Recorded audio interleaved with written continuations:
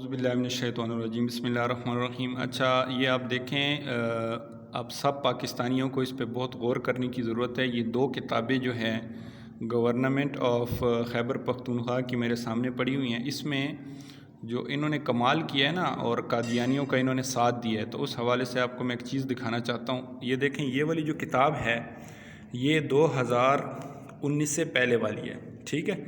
اور یہ جو دوسری یہ والی جو کتاب ہے یہ میں آپ کو دکھاتا ہوں کہ یہ کون سے سال کی ہے۔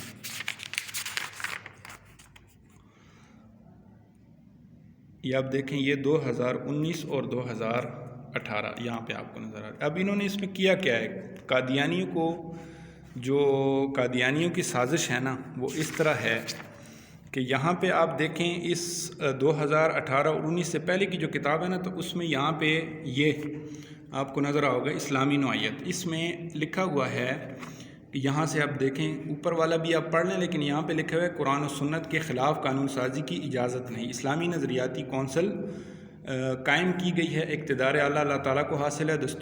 دستوری ترامیم کے بعد وفاقی شرعی عدالت قائم کی گئی ہے۔ قرارداد مقاصد کو آئین کے دیباچے کا مستقل حصہ بنا دیا گیا۔ قادیانیوں کو غیر مسلم قرار دیا گیا ہے۔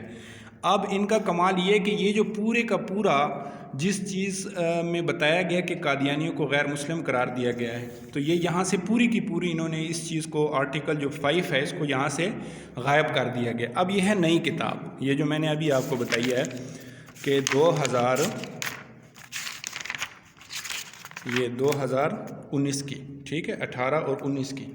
اب اس میں انہوں نے کیا کیا ہے، یہاں پہ دیکھیں وہی چیز ہے، 2 ایوان مقننہ اوپر اس میں بھی لکھا ہوا ہے اور اس میں بھی لکھا ہوا ہے، ٹھیک ہے۔ پیج دیکھیں، اس کا بھی 8 ہے اور اس کا بھی 8 ہے، دونوں کا، ٹھیک ہے۔ اب یہاں پہ دیکھیں 2 ایوان مقننہ، بنیادی مقاصد، اور اس کے بعد مطلب بنیادی مقاصد کو اوپر کر دیا گیا، اور یہاں سے جو یہاں پہ شک آنی تھی 5ویں اسلامی نوعیت کی، وہ یہاں سے انہوں نے کیا کر دیا، اس کو غائب کر دیا۔ تو یہ ان کی چالاکیاں ہیں، یہ جو کے پی کے کی جو حکومت ہے اس کی کارستانی ہے، اور کس طرح یہ جو ہے نا قادیانیوں کا ساتھ دے رہے ہیں۔